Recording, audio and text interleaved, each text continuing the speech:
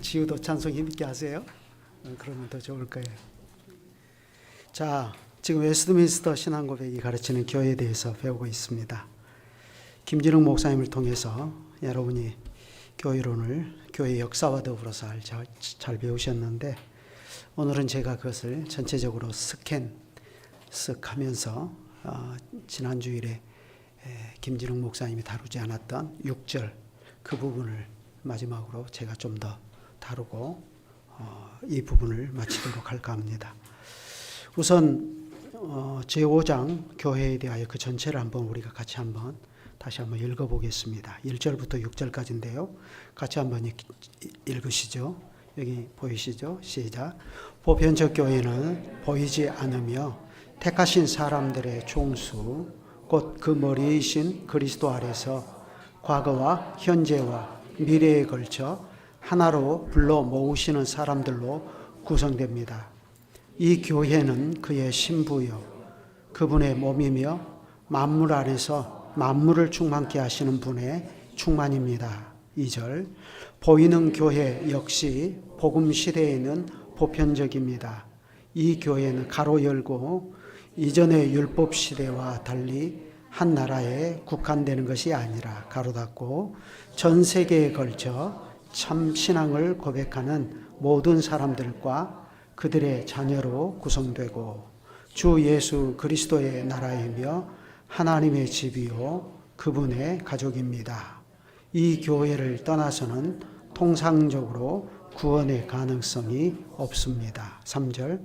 이 보편적이고 보이는 교회에 그리스도께서는 세상 끝날까지 이 생에서 성도를 모으고 온전케 하기 위하여 하나님의 직분과 말씀과 규례를 주셨습니다.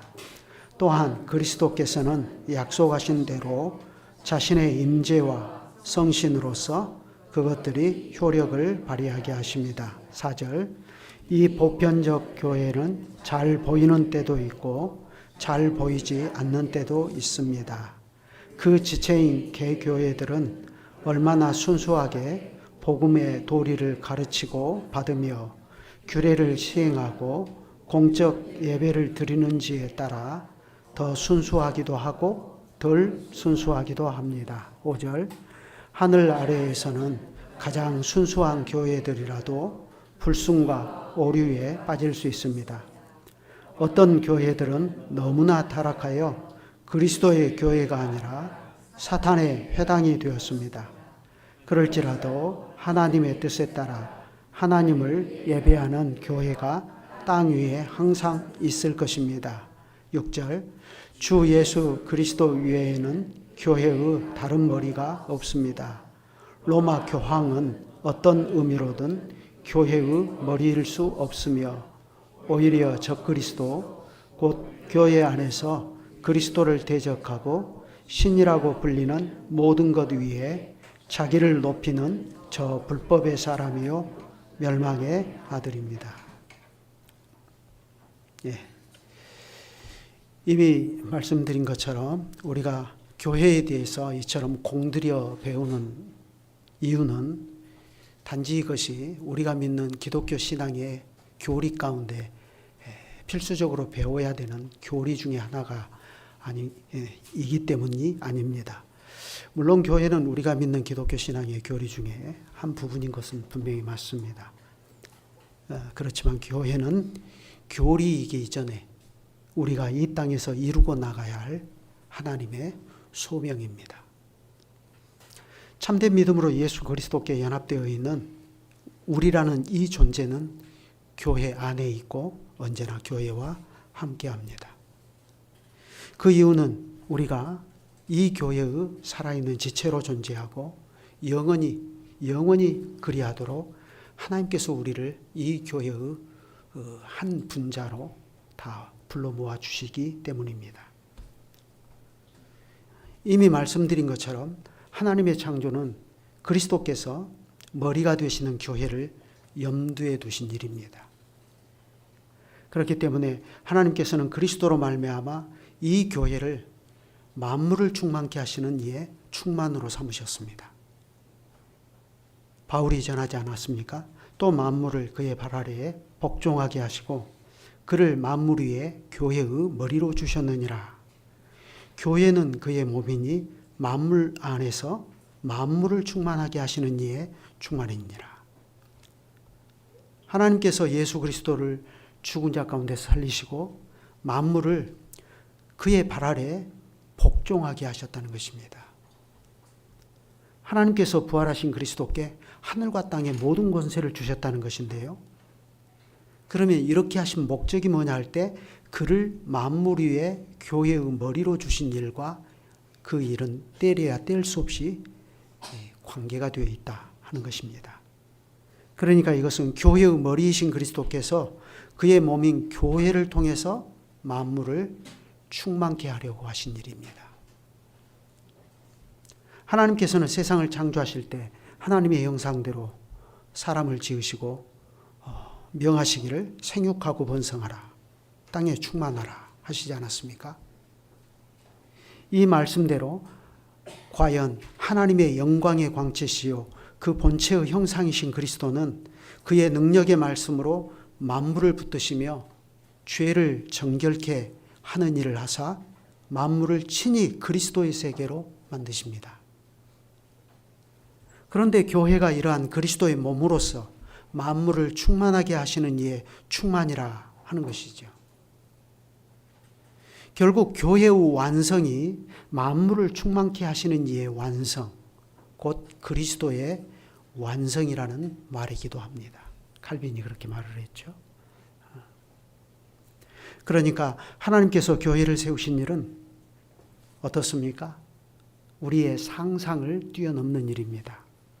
이거는 가히 우주적인 큰 일이라 할 수 있습니다. 그렇기 때문에 사실 하나님께서 우리를 그리스도 안에서 구속하사 자기 백성 삼으신 일도 이 일의 일환입니다. 그러므로 신자의 구원의 완성도 결국에는 교회의 완성과 긴밀하게 붙어 있는 것입니다. 교회의 완성이 없으면 신자의 구원의 완성도 없어요. 그래서 요한계시록에 보면 먼저 하나님 품에 들어가 있는 선배 신자들이 하나님께 계속해서 기도하시죠. 우리의 피를 신원하여 주지 아니하시기를 언제까지 하시겠습니까? 기다려라 말씀하시죠.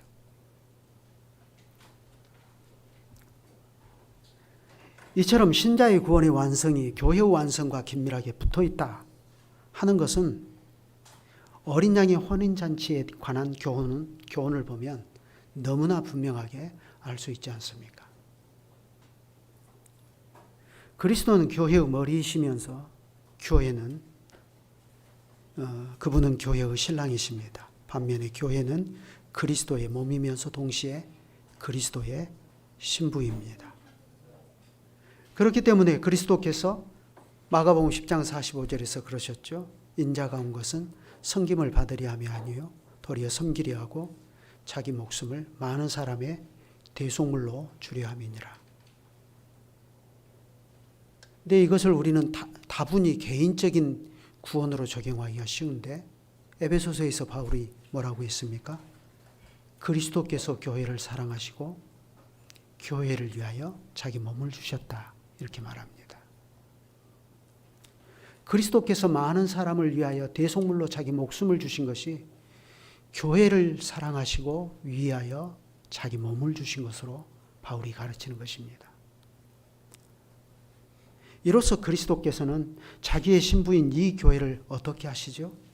자기 앞에 영광스러운 교회로 세우사 티나 주름 잡힌 것이나 이런 것들이 없이 거룩하고 흠이 없게 하려고 그렇게 하셨다 했습니다.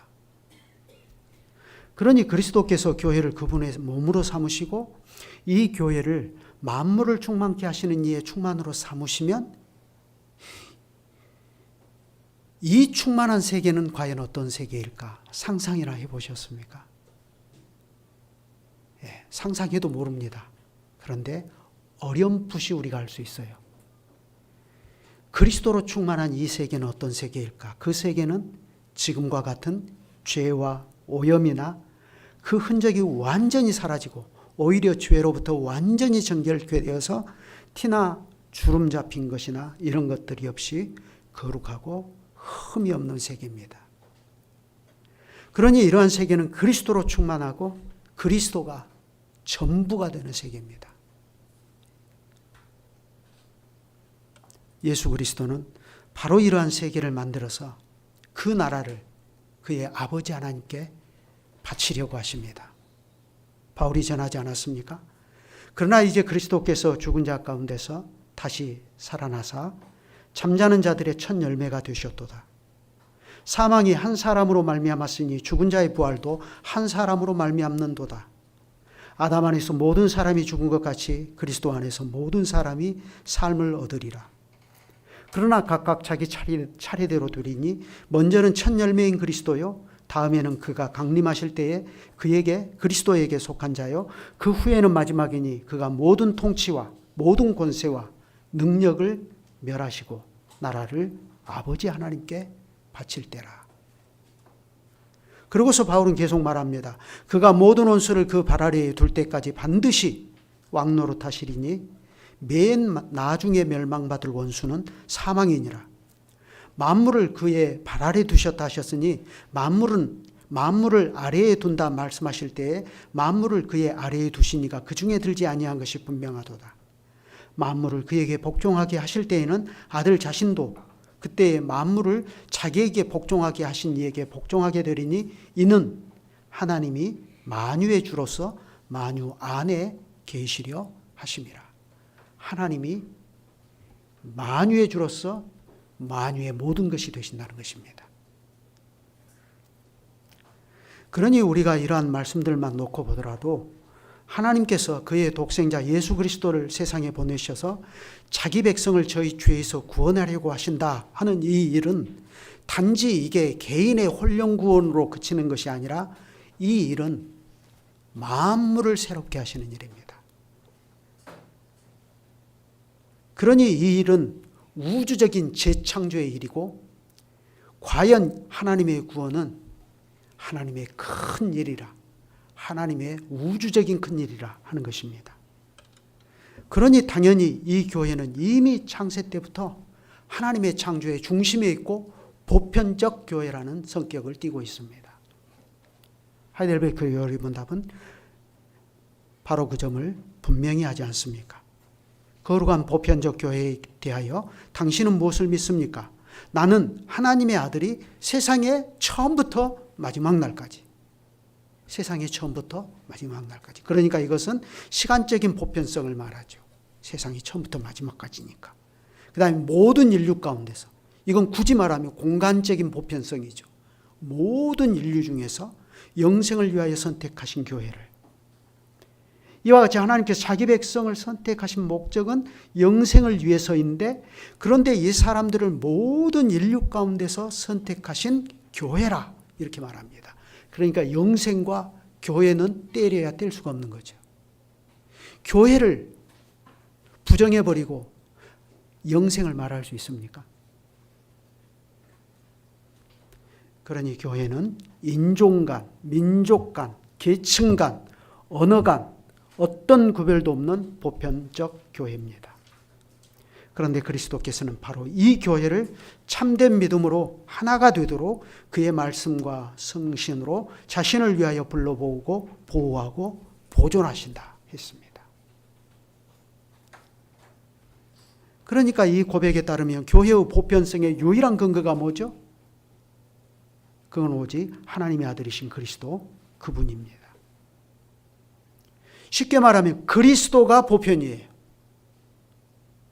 창세 때 하나님께서 죽은 아벨 대신 주신 셋과 그 언약의 후손들이 이루고 나갔던 그 고대의 교회, 우리에게는 시간적으로 너무나 까마득하게 앞에 있는 그 고대의 교회와 지금 21세기에 이루고 있는 우리 교회는 시간적으로나 공간적으로나 인종적으로 너무 동떨어져 있습니다.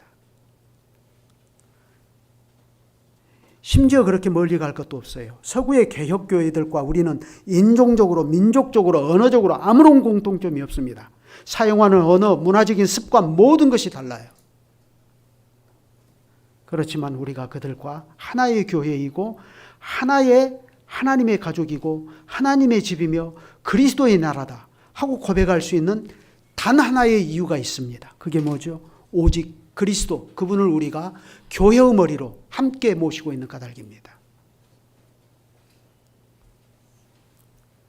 분명히 하나님의 구속 경륜의 차이에 따라서 이 교회가 율법 시대에는 한 나라에 국한되던 때가 있었습니다. 아브라함의 혈통적 후손인 유대인들이 바로 그 구약 교회이지 않습니까? 그렇지만 예수 그리스도께서 세상에 오시고 그분이 그 자신의 십자가로 죄를 정결케 하시는 일을 하시고 부활하시고 하늘에 오르시고 오순절에 친히 생명을 주시는 성신이 되셔서 모든 믿는 자를 성전 삼아 강림하신 이후로 교회의 머리이신 그리스도께서는 더 이상 그분의 나라가 한 나라에 국한되는 것을 원하지 않으셨습니다. 오히려 그분은 자기의 사도들을 보내셔서 복음을 전 세계에 전파하게 하셨어요.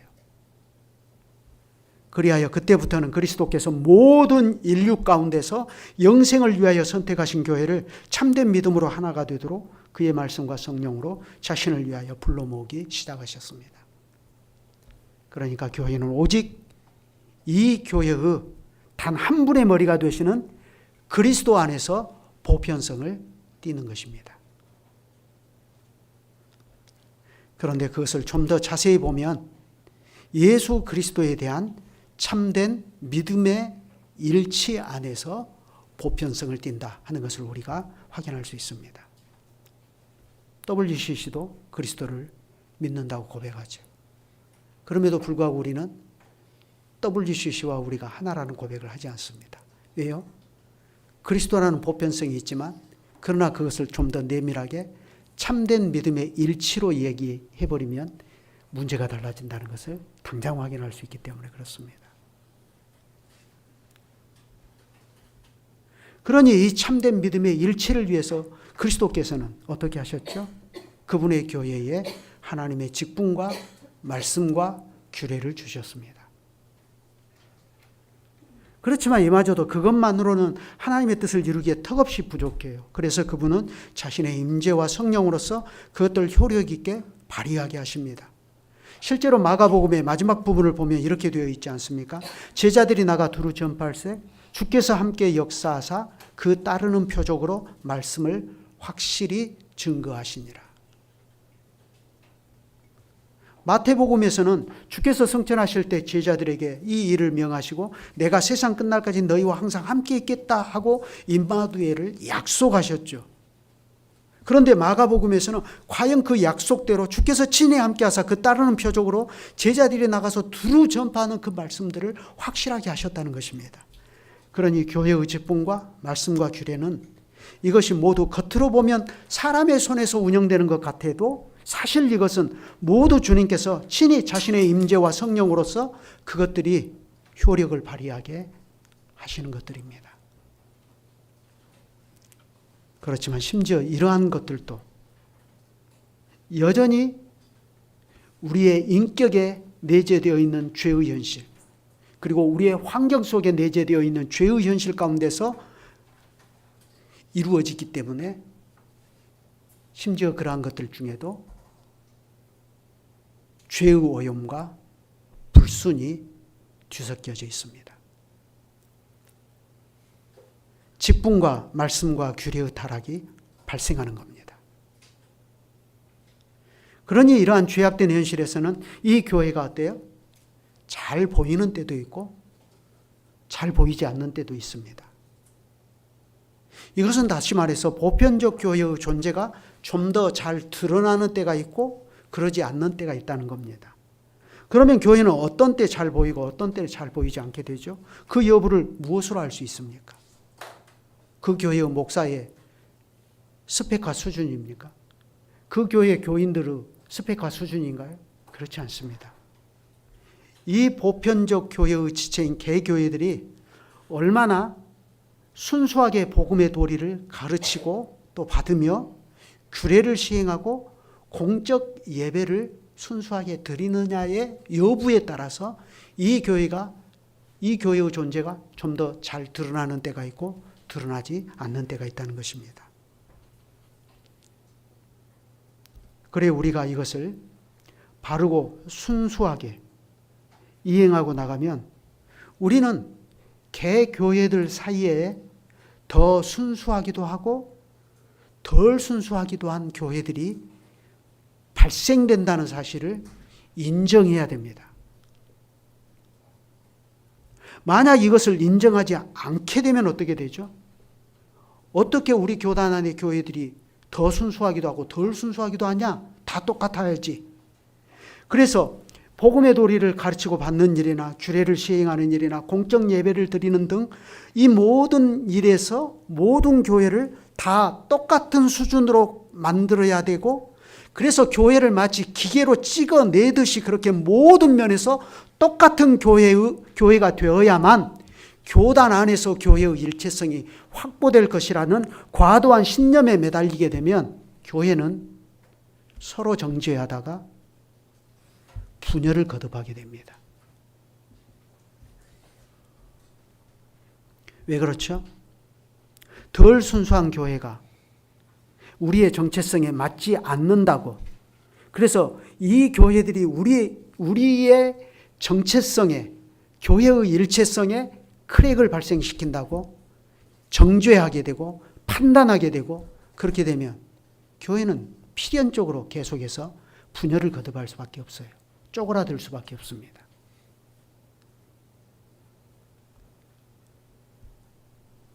그렇다면 그것은 거기에 아무리 그럴듯한 이유와 명분을 내세워도 그것은 결국 그리스도의 몸을 찢어 나누는 일입니다.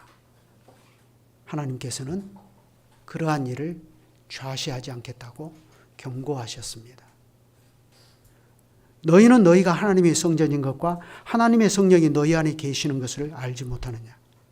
누구든지 하나님의 성전을 더럽히면, 여기서 하나님의 성전을 더럽힌다는 말이 무슨 뜻이죠? 이 말이 나오게 된 그 배경을 보면 알 수 있죠. 나는 아볼로에게 속했다. 나는 바울에게 세례받았으니까 바울파다. 나는 베드로에게 세례받았으니까 나는 베드로파다. 해서 사역자를 중심으로 교회가 갈라지는 것.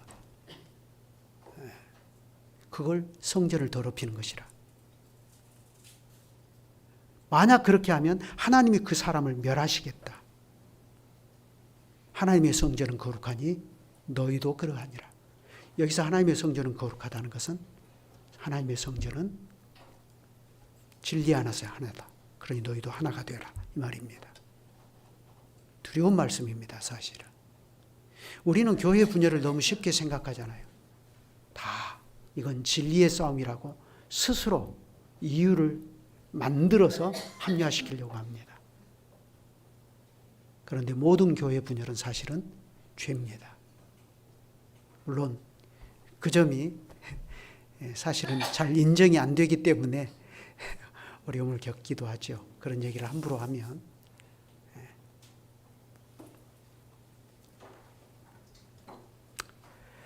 자, 그렇다고 해서 그러면 반대로 생각을 해봅시다. 교회가 그러면 어쩔 수 없이 순수한 교회, 순수하지 않은 교회가 발생될 수밖에 없고, 어떤 때는 좀 더 잘 보이기도 하고 좀 더 잘 보이지 않기도 하는 이 현실이 어쩔 수 없는 우리의 현실이니까, 그러면 교회가 복음을 전하고 받는 일이나 또 규례를 시행하고 공적 예배를 드리는 일에서 마치 깊이 잠들어 있는 것처럼 그렇게 영적으로 둔감한 상태를 지속적으로 가지고 나가도 되냐, 이 말이에요.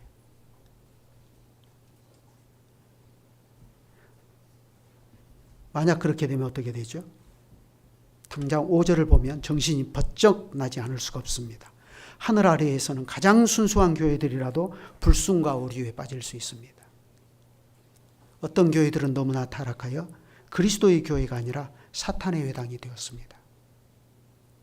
곧바로 이런 상태가 지속돼 버리면 교회의 타락에 직면하게 되어버립니다.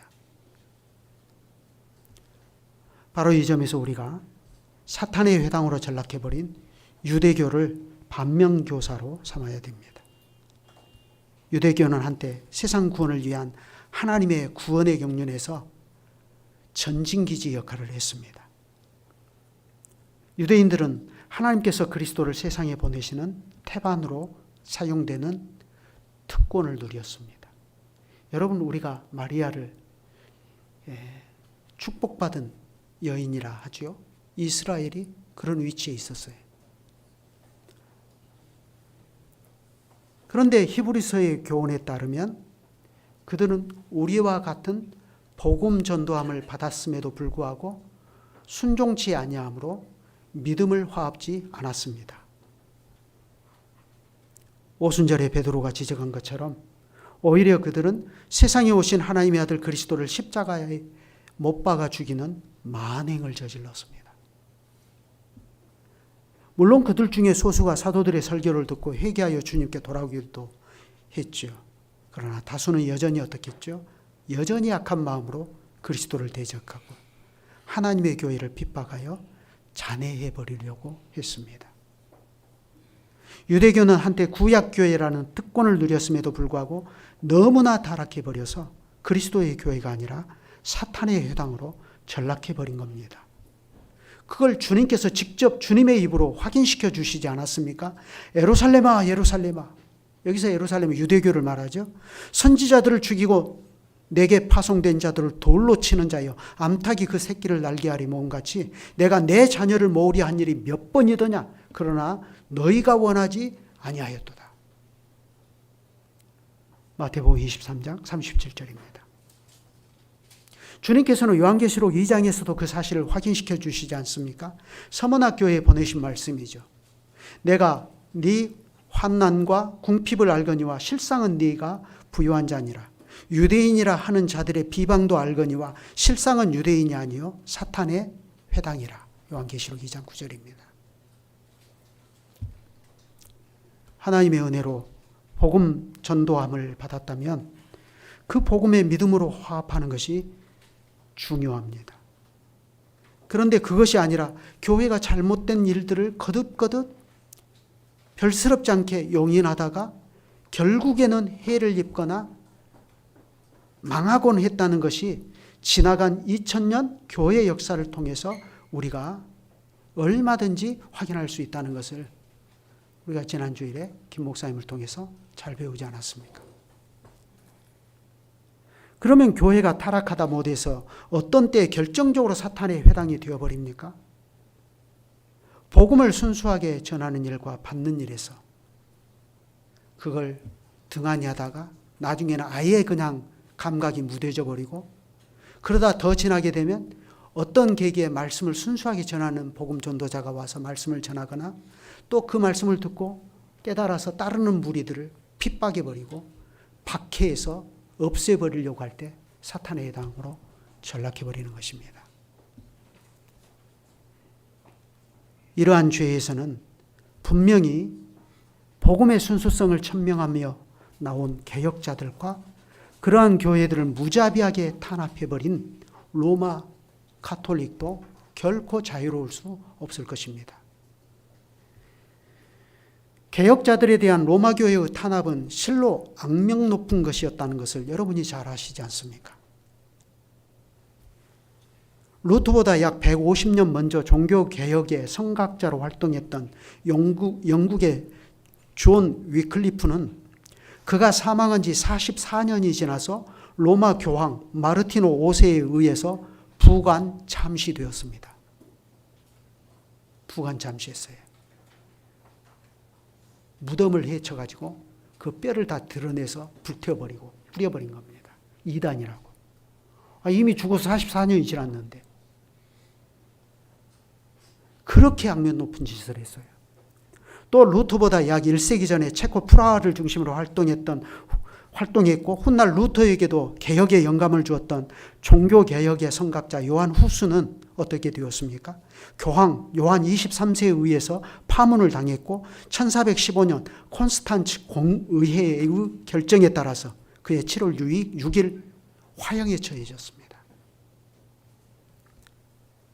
16세기 종교개혁은 이러한 순교자들의 피해 기반에서 발생했고 개혁자들에 대한 로마 교회의 탄압과 박해는 낱낱이 헤아리기도 어려울 정도였습니다. 그러니 이러한 역사적 배경을 안고서 17세기에 작성된 웨스트민스터 신앙고백의 목사님들과 신학자들에게 로마 가톨릭의 교황은 어떤 존재로 비춰지겠습니까? 바로 그 배경에서 역사적 산물로 그 다음 6절이 존재합니다. 주 예수 그리스도 외에는 교회의 다른 머리가 없습니다. 로마 교황은 어떤 의미로든 교회의 머리일 수 없으며 오히려 적그리스도, 곧 교회 안에서 그리스도를 대적하고 신이라고 불리는 모든 것 위에 자기를 높이는 저 불법의 사람이요 멸망의 아들입니다. 오직 예수 그리스도만이 교회의 유일한 머리시라는 것은 자명한 사실이지 않습니까? 바울이 전했습니다. 그는 몸인 교회의 머리라. 그가 근본이요 죽은 자들 가운데서 먼저 나신 자니 이는 친히 만물의 으뜸이 되려 하시며, 또 에베소서에도 또 만물을 그 발 아래 복종하게 하시고 그를 만물 위에 교회의 머리로 주셨느니라 했습니다. 그러므로 로마 교황이 아무리 주장한다 해도 그는 어떤 의미로든 교회의 머리일 수 없습니다. 그런데 우리의 신앙 고백은 거기서 멈추지 않고 여기서 한 걸음을 더 나갑니다. 로마 교황은 오히려 적그리스도, 곧 교회 안에서 그리스도를 대적하고 신이라고 불리는 모든 것 위에 자기를 높이는 저 불법의 사람이요 멸망의 아들입니다. 물론 로마 교황은 분명히 교회의 유일한 머리신 그리스도의 자리를 찬탈하려고 하기 때문에 적그리스도라 할 수 있습니다. 그렇지만 이렇게 되면 의도치 않게 어떤 문제가 발생하죠? 적그리스도를 로마 교황에 한정시켜버리는 잘못을 피할 수가 없게 됩니다. 그럴 경우 이것은 적그리스도에 대하여 경고하는 성경의 교훈과 상당히 동떨어져 버리게 되는 문제를 이야기시킵니다. 성경에서 적그리스도라는 말은 몇 군데에 나오죠. 요한일서 2장 18절, 22절, 4장 3절, 요한 2서 7절입니다. 거기만 한번 찾아보시죠. 요한일서 2장 18절입니다.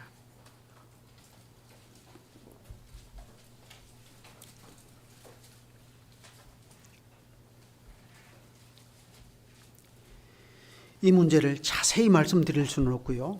간단히 살펴보겠습니다. 요한일서 2장 18절을 보면 적그리스도에 대해서 이렇게 말합니다. 아이들아, 이것이 마지막 때라. 적그리스도가 이르겠다 함을 너희가 들은 것과 같이 지금도 많은 적그리스도가 일어났으니 이러므로 우리가 마지막 때인 줄 아노라. 요한 사도가 이 요한 서신을 쓸 때 이미 많은 적그리스도가 일어났다 이렇게 말하죠. 또 22절을 보시죠. 그 밑에 22절. 거짓말하는 자가 누구니요? 예수께서 그리스도이심을 부인하는 자가 아니니요? 아버지와 아들을 부인하는 그가 적그리스도니 그랬습니다. 또 요한일서 4장 3절을 한번 보실까요? 4장 3절. 예수를 시인하지 아니하는 영마다 하나님께 속한 것이 아니니 이것이 곧 적그리스도의 영이니라. 오리라 한 말을 너희가 들었거니와 이제 벌써 세상에 있느니라 그랬습니다. 이번에는 요한 2서는 한 장으로 되어 있기 때문에 7절 거기를 같이 한번 읽어보겠습니다. 요한 2서 7절 같이 읽죠. 시작. 미혹하는 자가 많이 세상에 나왔나니 이는 예수 그리스도께서 육체로 임하심을 부인하는 자라. 이것이 하는 자요 적그리스도니 그랬습니다. 자, 적그리스도에 대해서 경고하는 이러한 말씀들을 보면 어떤 생각이 들죠? 아, 적그리스도는 어떤 한 인물에 국한되는 문제가 아니구나 하는 것을 알 수가 있죠. 특히 요한이서 7절을 보면 미혹하는 자가 많이 세상에 나왔나니 그랬죠. 미혹하는 자가 많이 나왔다. 세상에 많다는 거죠. 이는 예수 그리스도께서 육체로 임하심을 부인하는 자라. 이것이 미혹하는 자요 적그리스도다 그랬습니다. 2000년 전에는 영지주의자들이 예수께서 육체로 임하심을 부인했어요.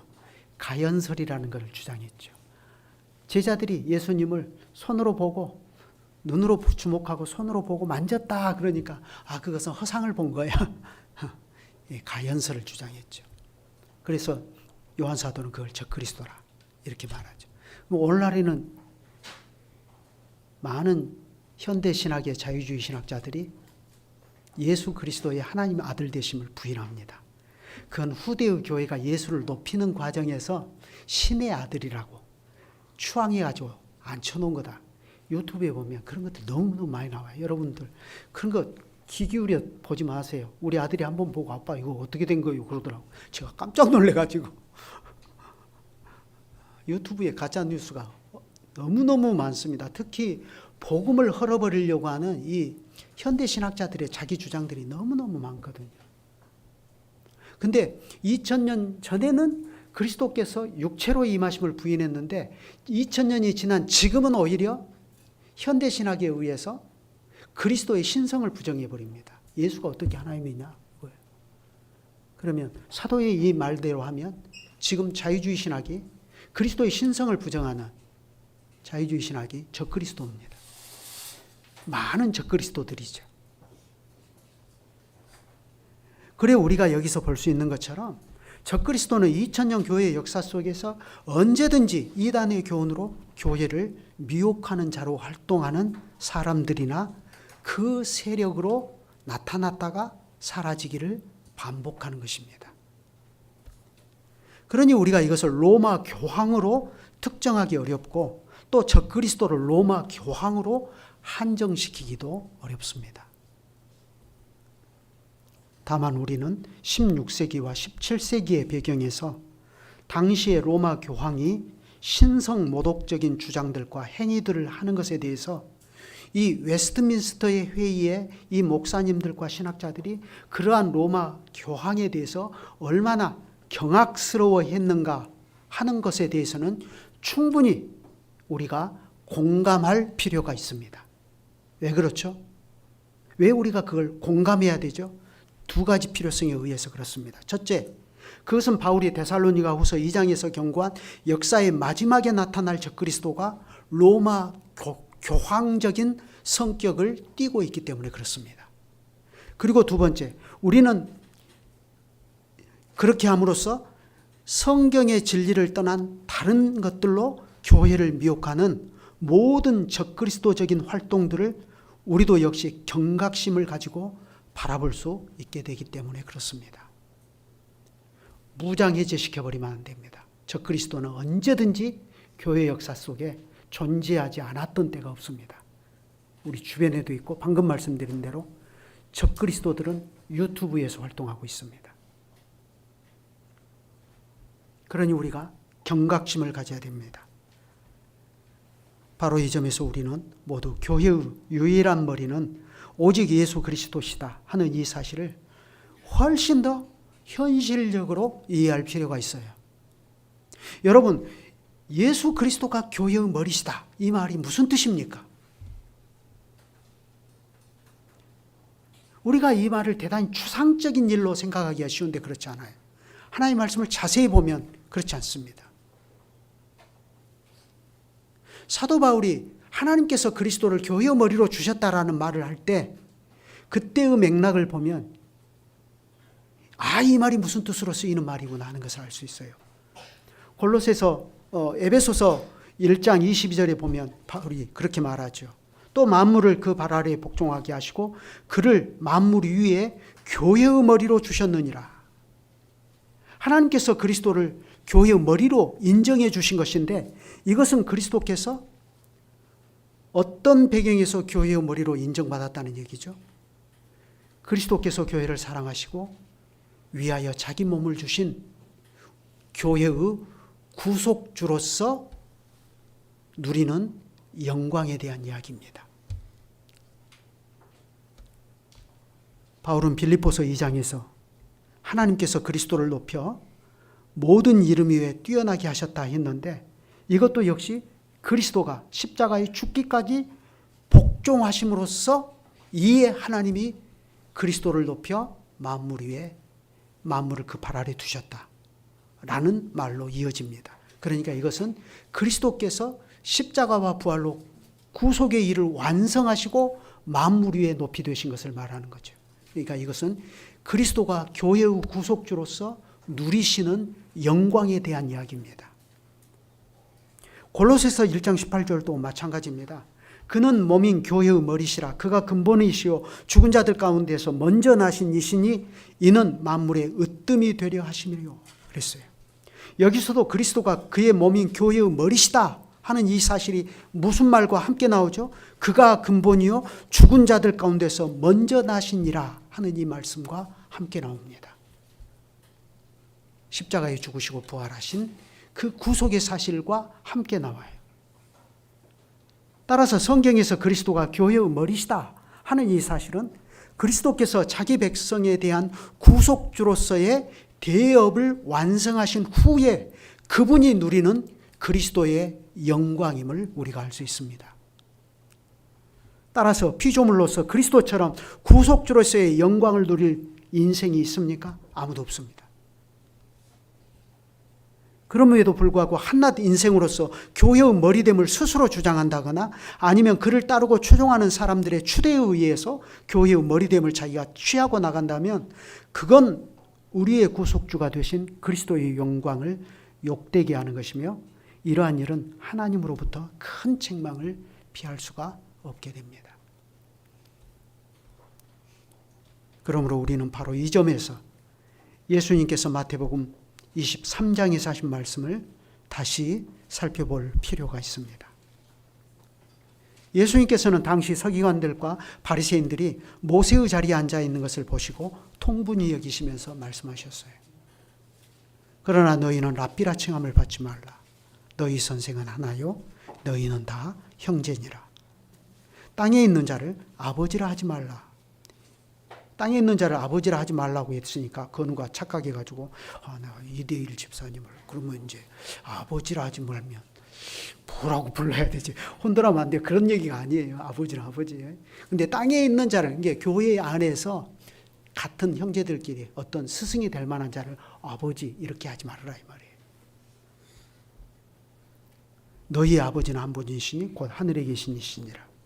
또한 지도자라 칭함을 받지 말라. 너희의 지도자는 한 분이시니 곧 그리스도시니라.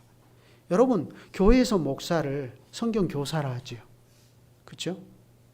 맞습니다. 그건 사실이에요. 그럼에도 불구하고 목사를 지나치게 높여서 지도자라고 추앙하는 것, 그건 교회가 보편성을 잃어버리는 것입니다. 그렇게 하지 말라는 거예요. 지도자는 한 분이시니 곧 그리스도시니라 그랬습니다. 그래 이 말씀처럼 이 땅에 있는 교회에서 선생은 하나이고 우리는 다 한 형제이며 지도자도 한 분 곧 그리스도십니다. 우리에게는 오직 한 분 목자장이 계시고 우리는 모두 그분 밑에서 주장하는 자세가 아니라 겸손한 태도로 섬겨야 하는 그리스도의 종들입니다. 베드로가 전했습니다. 너희 중에 있는 하나님의 양무리를 치되 억지로 하지 말고 하나님의 뜻을 따라 자원함으로 하며 더러운 이득을 위하여 하지 말고 기꺼이 하며 맡은 자들에게 주장하는 자세를 하지 말고 양무리의 본이 되라. 이 목사와 장로와 집사들이 명심해야 할 말입니다. 여기에 맡은 자들에게 주장하는 자세를 하지 말고, 이 주장한다는 말이 무슨 뜻이죠? 회의에서 자기 의견을 관철시키려 주장하는, 물론 큰 생각으로 보면 그것도 맞는 얘기죠. 그것도 주장하는 자세죠. 근데 여기서 주장하는 자세는 자기가 끌고 가려고 하는 거예요. 자기가 그냥 딱 자기가 데리고 가려고 하는, 자기 뜻대로 딱 이끌고 가는, 그렇게 하지 말아라. 오히려 약물의 본이 되라, 이렇게 말합니다. 여기서 약물의 본이 된다는 말도 굉장히 의미가 깊은 말이죠. 그게 무슨 뜻인지 그건 이제 베드로전서를 제가 하고 있으니까 그때 가서 또 배우도록 하시죠. 그리스도께서는 교회를 사랑하시고 위하여 자신을 주시는 방식으로 교회의 유일한 머리가 되심에 합당한 자격을 증명하셨습니다. 이에 그리스도는 교회의 구속주로서 그 영광을 합당하게 누리는 대로 나아가셨습니다. 성부 하나님께서 성자 그리스도를 그처럼 높여주신 것입니다. 여러분, 그것은 교회를 위해서 봉사하는 목사와 장로와 집사와 모든 교인들도 마찬가지입니다. 그러니 베드로는 곧 이어서 이렇게 말합니다. 이렇게 너희가 맡은 자들에게 주장하는 자세 하지 말고 양무리의 본이 되라 하고 이렇게 말하고 이어서 말하기를 그리하면 목자장이 나타나실 때에 시들지 아니하는 영광의 관을 얻으리라 이렇게 말합니다. 이게 하나님의 교회입니다. 기도하시죠. 거룩하신 주님, 우리에게 주님의 교회를 가르쳐 주시고 이 교회의 살아있는 지체로 지금도 존재하며 영원히 그러할 것을 믿는 우리의 믿음에서 우리가 진실로 잘 갖추고 나가야 할 것들을 바르게 갖추고 나갈 수 있도록 오늘도 우리를 지도하여 주시니 감사합니다. 그리스도의 교회는 오직 하나이며 보편적이고 거룩하며 또한 사도적인 교회인데 이것이 왜 교회의 속성이냐 하는 것은 교회의 모든 것이 전적으로 그리스도께만 의존되어 있는 까닭입니다. 그리스도께서 우리의 구속주로서 교회의 머리가 되심은 우리를 위하여 십자가에 죽으시고 부활하시고 하나님 우편에 오르신 그리스도만이 홀로 누리셔야 하고 홀로 누리시는 주님의 영광입니다. 저희가 이러한 그리스도의 몸인 교회로서 저희의 존재도 머리이신 그리스도의 영광만을 나타내게 하시옵소서. 그것이 하나님께서 이 교회에 주신 하나님의 직분과 말씀과 규례에서 잘 드러나게 하시고 이로써 이 교회가 그리스도의 참된 교회일 뿐만 아니라 또한 그리스도의 순수한 교회임을 입증하며 서나가게 하시옵소서. 그것이 이 시대에 이 교회를 이곳 선바위 지역에 따로 세워주신 하나님의 소명을 이루는 길이 되겠습니다. 그러한 복됨을 우리에게 허락해 주시고 이 교회를 여러 가지 환경과 어려운 형편 속에서도 함께 이루고 나가는 회중 모두에게 이로써 큰 의로도 주시옵소서. 주 예수 그리스도의 이름으로 기도드립니다. 아멘.